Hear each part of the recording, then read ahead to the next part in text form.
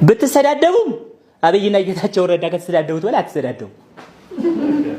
እኔ ምንም አልጨምርም አልቀንስም። ላስታውሳችሁ ምን እንደተባባሉ ላስታውሳችሁ። ለማስታወስ እኔ አልጨምርም አልቀንስም። ጠቅላይ ሚኒስትሩ እንዲህ አሉ ፓርላማ ላይ። የተከበረው ምክር ቤት እንደሚያውቀው የኢትዮጵያ ሕዝብ እንደሚያውቀው ይሄ ኃይል ሌባ ነው። ከሌባ ጋር የመደራደርም የመነጋገርም ሐሳቡ የለም። በነገራችን ላይ የተከበረው ምክር ቤት እንደሚያውቀው ይሄ ኃይል ለ27 ዓመት ዘርፏል፣ ቀጥፏል፣ ዋሽቷል። አልበቃው ሀገር ሊያፈርስ ተነስቷል። ይሄን አንታገስም።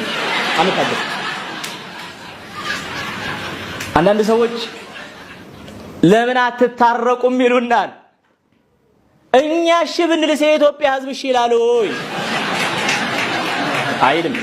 አይልም። መሮታል አይልም። በቅቶታል አይልም። የተከበረው ምክር ቤትም የኢትዮጵያ ሕዝብም አሸባሪ ብሎ ፈርዶታል።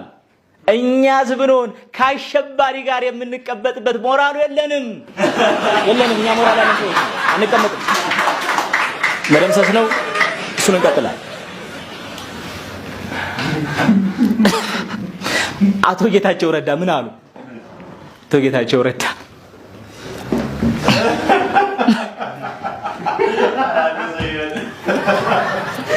ታጋይ ጌታቸው ረዳ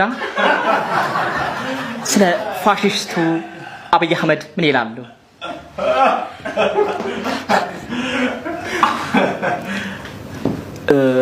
እንደምታውቁ አብይ አህመድ ድንክ ነው።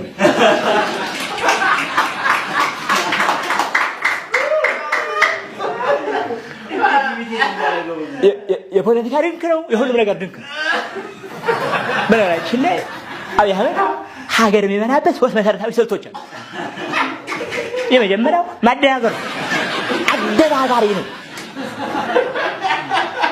ከትምህርት ማስረጃው ጀምሮ እንደው ሰከን ብለሽ ጊዜ ወስደሽ የት ነው የተማርከው? ማን ያስተማረው ሲጠይቁ አይጥ እንደዋጠሽ ድመት ቁልጭ ከማለት ሌላ መልስ የለም።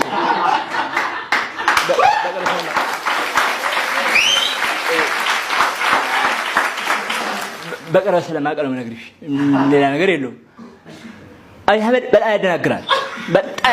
ሰው እንታሳሽ ከሆነ በሰሜን ወሎ ጦርነት ጊዜ ከህወሓት ልዋጋ ነው ብሎ ቤተ መንግስት ለቆ ወጣ። የኢትዮጵያ ሕዝብ እንደምታውቂው ማለቅለቅ ይችልበታል። አለቀለቀ ማለት ችግር የለበትም። እውነት መስሎት ፋክቱ ግን ምንድን ነው? በዛን ሰዓት አብይ አህመድ ወላሂ ያደረሰ የመጣው ፋክቱ እኛን ለመዋጋት ሳይሆን አማራ ምን ያህል እንደወደመ ለማረጋገጥ ነው። ፋክቱ ነው የሚሆነው። እንዴት ተፈለጋቸው? በትክክል በሰታቸው